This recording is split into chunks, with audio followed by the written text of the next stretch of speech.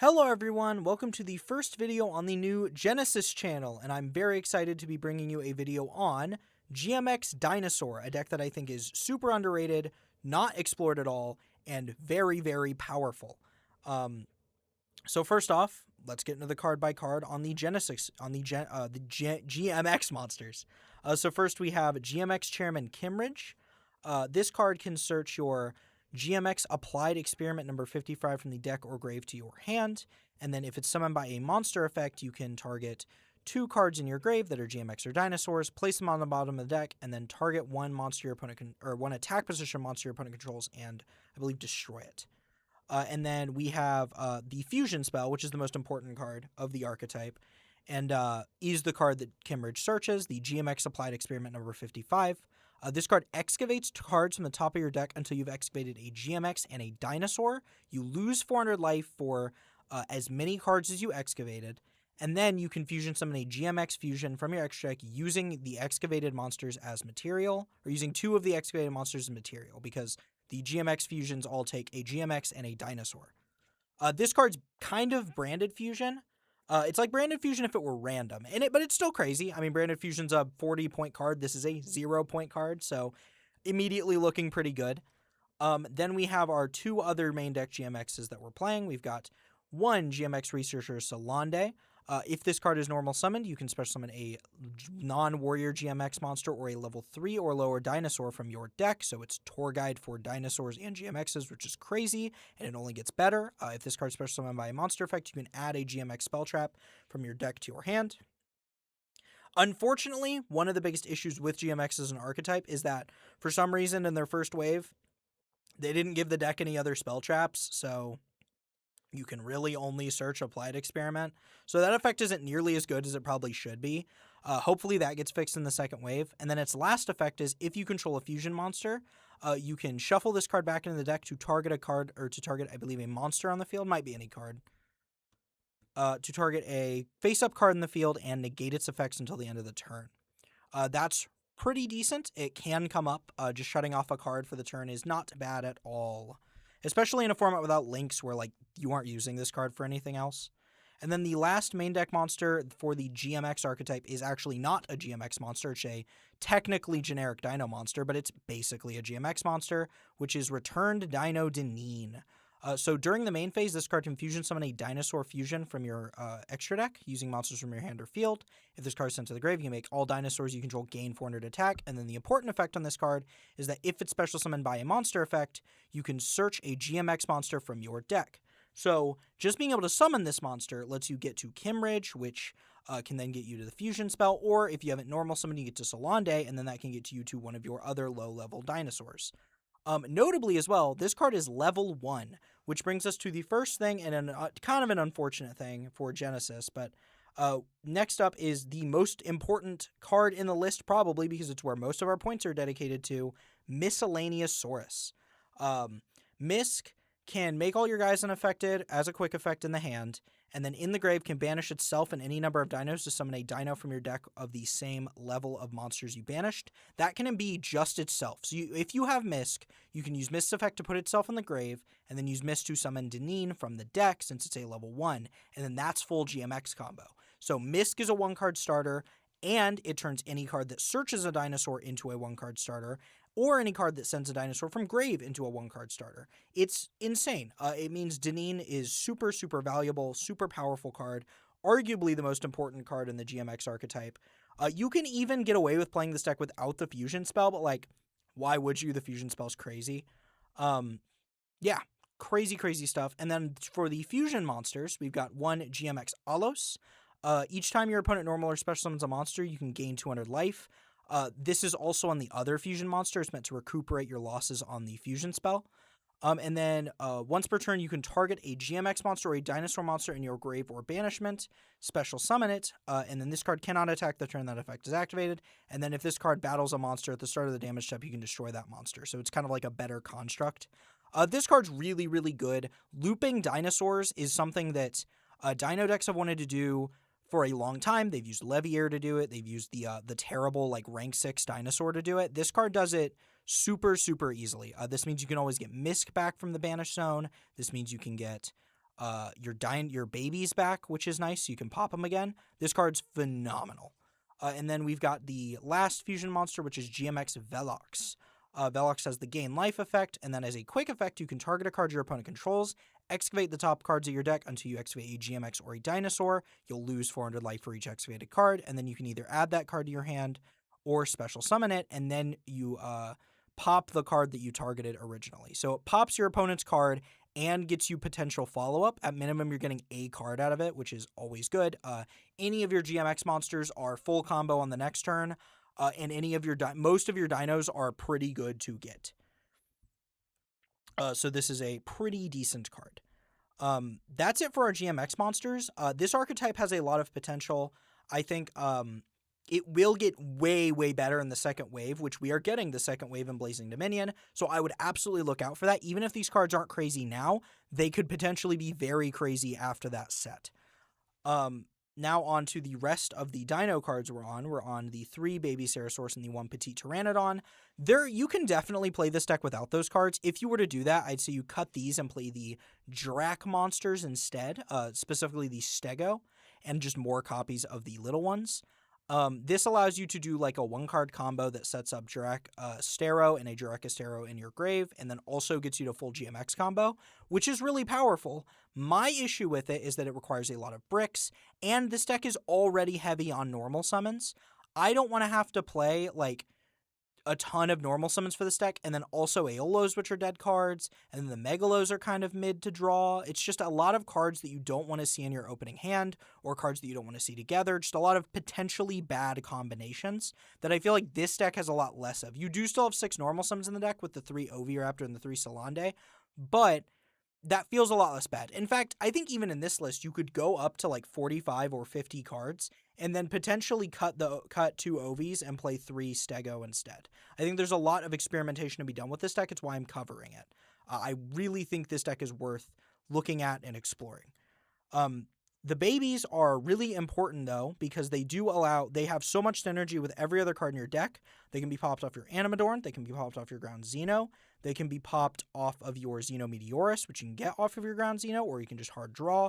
They can be popped off of Ultimate Conductor Tyranno to get you follow-up on your opponent's turn, or as a really powerful push going second. These cards do a ton. They are very, very good. They allow you to do some really crazy combos. Opening this plus like Solande is really, really good. I will show that combo off near the end of the video. Really strong cards. Baby just summons level 4 lowers. Petite summons level 4 highers, which means you can get Pankratops out of deck, which is another high-pointed card we're playing. And then we've got 1 Ultimate Conductor Tyranno. This is the big boss of dinos and is pretty easy to access with Double Pill or Oviraptor. And what's really nice about this card is it must first be special summoned by its own effect. After you use that effect to summon it, you can just keep reborning it with something like an Alos or an Oviraptor, which is kind of insane. Notably, though, if you summon this off of Double Pill, you will not be able to do it again. So there is an argument to be playing 2 of this. I just couldn't fit it into the list. But if you wanted to play 41 cards and play a second copy of this, totally valid for that. I think that's really, really solid. After that, we got 3 Oviraptor, which is another 1-card combo starter for the deck, and is actually a better 1-card combo starter than Solande in terms of the board it puts up, at least by itself, although Solande sets you up to random hit off of things better. But in a vacuum, Oviraptor is the better one. Then we've got 1 Drac Megalo, which is here because it's a level 1 tuner, which allows us to access Drac Astero in the first place. But also, this card can be popped off of a Ground Xeno or any of the ways we have to pop a baby to then put the Astero into grave with itself, so you can then summon a Meteor on your opponent's turn. Really easy way to layer your end board in a really clever way. And then we're also on 1 Drac Impact to set off of the Drac Astero. If we can make the Drac Astero, which you have easy lines into it, this card gets really, really good just due to the fact that it makes our Astero 3 interruptions rather than like 1 by itself. Because this can also put the Astero in grave to then be used in the graveyard. So this kind of represents 2 board wipes and a special summon negate if you can get Astero onto the field. We then have 1 Animadorned Archosaur, which pops one of our dinos to search our Double Pill, which is pretty much always online because the GMX monsters are all not dinosaurs except for the extra deck monsters. So you usually will have 1 non-dino GMX monster in your grave at all times. So this card should always be live, so it's not even that bad to draw. We then have 3 Groundzino, which is searches any dinosaur tuner, and then pops a card in your hand. And it's also polymerization in the graveyard, which actually matters for this deck. It means that, like, it can be really easy to get to something like an Alos if you just have, like, a spare Solande in your hand or something, which is really cool. After that, we've got 1 Xenometeorus, which can summon itself if a card is destroyed, which means if we search it off of Ground Xeno and then pop a different card in our hand, this card can summon itself, and then it can pop a dinosaur in our hand or field to summon the Megalo Smasher X from our deck. That easily makes a copy of Dracostero, so that's 3 interruptions by itself, which is insane. After that, we've got 1 Doggeran, which is searchable off of our OV Raptor and a bunch of our other dino cards. Actually, I think it is just OV Raptor, but you have a million ways to OV Raptor, so this card's super easy to get. It beats Lunalite. It's really good into Doomsy, really good into a myriad of decks. Having a searchable Kaiju in this format, I think, is insane. I think it's very, very strong. And then onto our pointed non-engine, we've got the Pankratops, obviously, but we've also got 2 Ghost Ogre and Snow Rabbit. I think this is just the best hand trap you could be playing in the format. It's really good into Radiant Typhoon, really good into Vanquish Soul, pretty all right into Cool Tune if they start with, like, a normal summon Mix or a normal summon Rico. It's pretty good. I don't think it's, like, crazy, but it is solid. And for a low pointed hand trap, I think this is as good as you're going to get. We're on 3 Dark Hole, because Dark Hole can pop our babies, so theoretically this can be an extender. But also, the Dark Hole's just a good card. It's low points, it's a board wipe. What more you want me to say? Good card. Strong. And then for similar reasons, we're on 3 Final Bringer the End Times. This can target a monster you control and a card your opponent controls and destroy them, but it is a hard once per turn.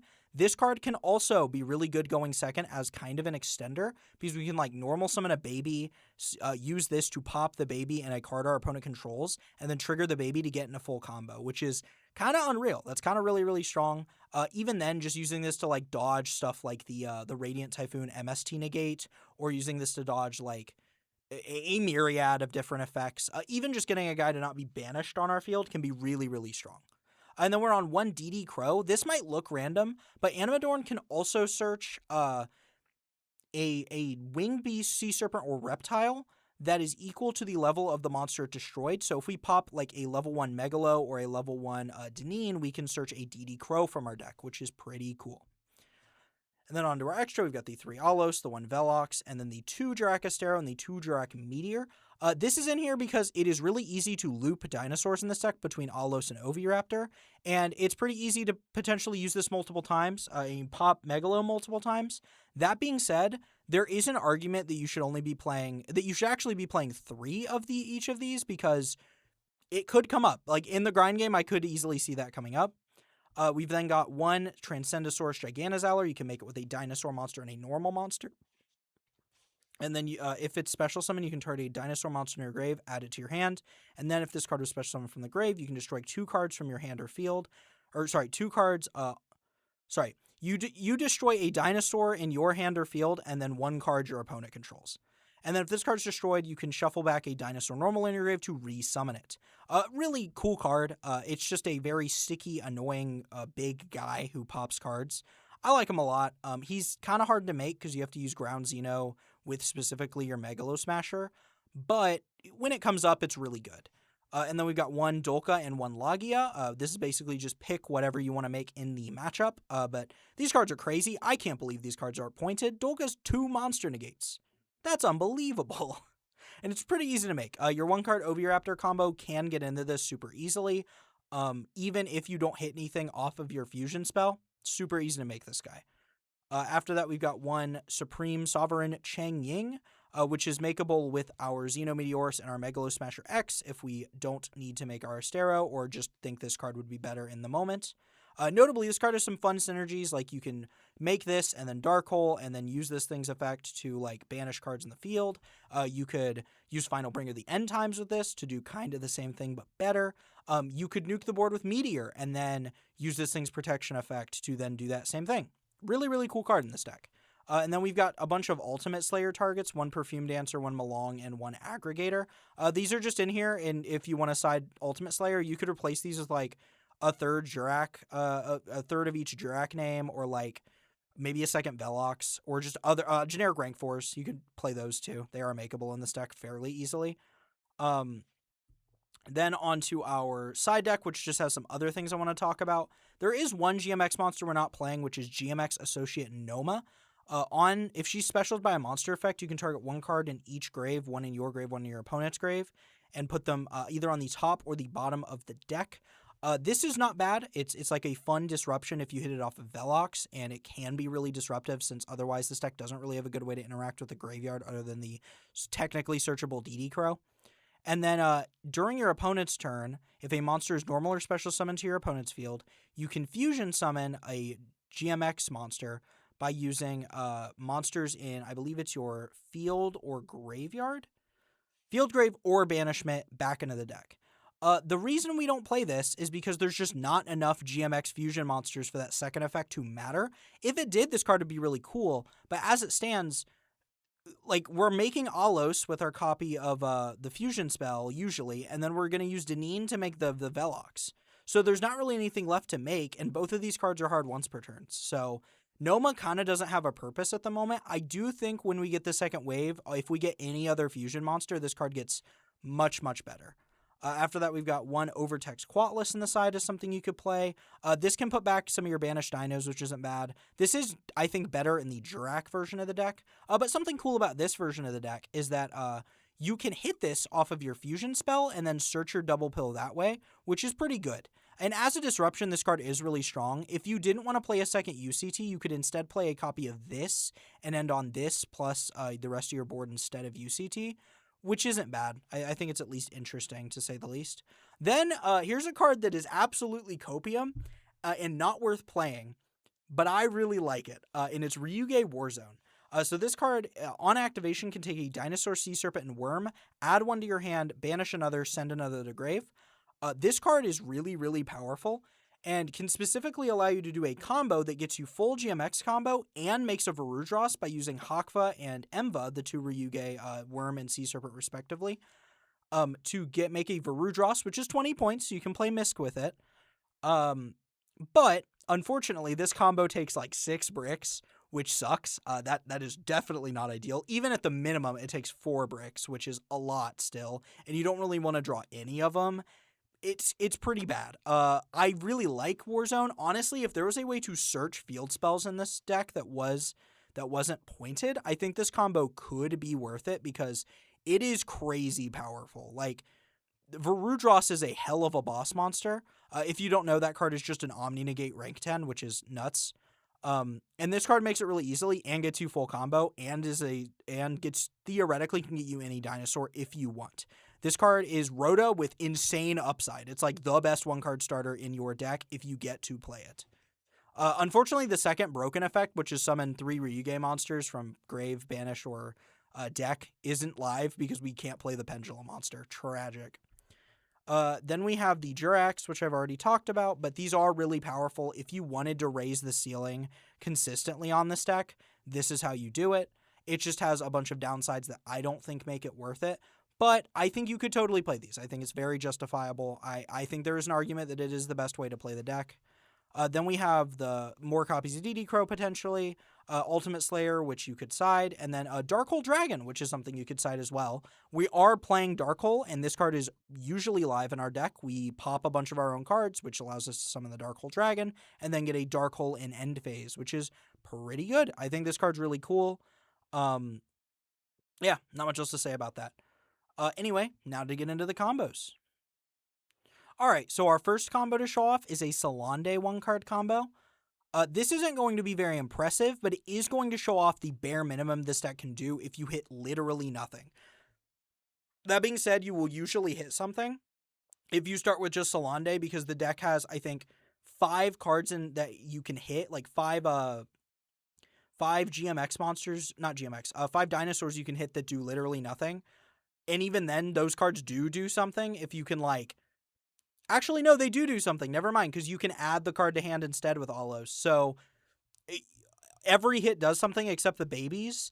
But if you have a way to pop the babies, you can, in fact, do something. So, almost every hit does something. This is just a theoretical. We're going to use Salande to get Deneen to get Kimridge. Kimridge is going to then search the fusion spell and shuffle itself back into deck. We're then going to use the fusion spell, hitting Pank and Misk and Kimmeridge. We're not going to use the Misk, but we absolutely could here to extend way further. And then we're going to use our Deneen to fuse our Solande and our our Solande and our Deneen into Velox, and then we're going to use the Alos we summoned off of the fusion spell to summon back our Solande, which we can then use the Solande to search a follow-up copy of the fusion spell. This isn't much, but again, every single card you can hit does something to some extent, other than the babies. So this is like the bare minimum end board, and it's still a pop with a ton of follow-up. You get the fusion spell, and you get the get off of your Velox, which could do who knows what. And you have the Alos' follow-up as well if they don't out it. Really, really solid 401 card combo in this format, in my opinion.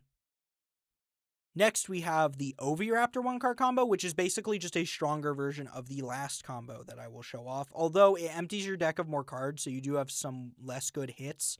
But if you hit like a baby off of your fusion spell, it is better here because Ovi can pop the baby. So we're going to start by normal summoning Ovi. Ovi is going to search our Misk. We're then going to use Misk's effect in hand to get it in grave, and then banish it to summon Deneen. Deneen's going to search Kimmeridge. Kimmeridge is going to then search our copy of the fusion spell. The fusion spell will then be used, hitting a Pank and a Kimmeridge. That is then going to summon Alos, and then we're going to use Alos to summon Misk, and we're going to Xyz the Misk and the Oviraptor for Dolka. Which notably here, we're getting the Misk back in a rotation, which means on our opponent's on our next turn, we can banish the Misk to summon a myriad of different things, but most importantly, we can just summon Deneen from deck, and then Deneen can do the whole GMX combo again. And we have Oviraptor in rotation, so we can summon back Oviraptor and get UCT and just kill our opponent into the sun. And then we're going to use Deneen and the Alos to make Velox. And then we're going to buff up the Velox. So this is a pretty strong board. This is just a much better version of the last board. More follow-up, more end board pieces. The Dolka is really, really powerful. Really solid stuff. Again, off of a 1-card combo that can always get stronger. The final combo I want to show off is Solande plus a baby. This shows off the power of the 2-card combos in this deck, which is what this deck is built around. This isn't a 1-card combo deck. It's a 2-card combo deck, and you're going to see what the 2-card combos in this deck can do. We're going to start by normal summoning Solande. Solande is going to summon Animadorn from deck, which is going to pop the baby and get our double pill. We're then going to use the baby to summon Ovi. Ovi is then going to search Misk. Misk is then going to discard itself and then use its effect to summon the Deneen from our deck. Deneen is going to search Kimmeridge, and then Kimmeridge can be used to search the fusion spell. We're then going to use Deneen to fuse into Alos, and here's where things get a little interesting. We're going to use the Alos to summon back our baby. We're then going to use Ovi to pop the baby and summon back Deneen. The baby is then going to summon Megalo from deck. Theoretically here, you could have used the Alos to summon back Misk instead of the baby, and then use the Misk and the Oviraptor to make Dolka. Here we're going to make Astero, but you could end on Dolka instead and have the Misk in rotation for follow-up. If you don't already have follow-up in hand, this is a good way to get it. I do think the board's a little weaker and less layered, like it makes you a lot weaker into a Dark Ruler no more. But if you don't have the follow-up already in hand, really easy way to get it. And it's really hard to interact with as well because it's going to be in the graveyard. We're then going to go ahead and synchro for an Astero using our 2 1s and our 8. We're then going to use the Astero to set impact, and we're going to use the fusion spell to summon Velox. We're then going to use double pill to summon UCT and pass the turn here. So I hate that this, oh no, here we go. So we have 1 copy of UCT, which can pop the Deneen, which buffs all of our dinos again, by the way, which is hilarious. We've got the Velox, which pops and then gives us more follow-up. We've got the Astero, which is doing the most of the heavy lifting on this board. It allows us to negate a special summon, banishing 2 dinos from our grave. It also set the Jurak Impact, which is a full board wipe while we control a dinosaur with 25 or more attack, which is insane. And then finally, when this is engraved, you can banish it as a quick effect along with any Jurak monster to then summon the Meteor, and the Meteor is a full-on board wipe. So we have 2 board wipes, a special summon negate, a pop, and a full board Book of Moon. I struggle to think of what deck is beating this without a bunch of board breakers, and even with a bunch of board breakers, I still struggle to think of what's beating the Jirac Impact with the Astero Engrave. Most decks aren't even beating like the double board wipe, even if they open non-engine to help. It's kind of broken. It's kind of insane. I'm not going to lie. So that's been the deck profile. I hope you all enjoy. Let me know if you what kind of decks you want to see in the future. I mostly do deck profiles and deck breakdowns on this channel, or I guess on my other channel. But I plan to do the same exact thing on this channel just for Genesys because I think it could be really helpful to the community. I really want Genesys to succeed. I've loved alternate formats of Yu-Gi-Oh! And I've wanted Yu-Gi-Oh! To get a well-supported one for so long, and I'm so excited they finally have one. Let me know what you guys want to see in the comments below. I'm super excited to dive into whatever. I plan to cover a bunch of the different Burst Protocol decks and then eventually move on to Blazing Dominion, which I think has a lot of potentially interesting things. So anyway, I'll see you all next time. Goodbye.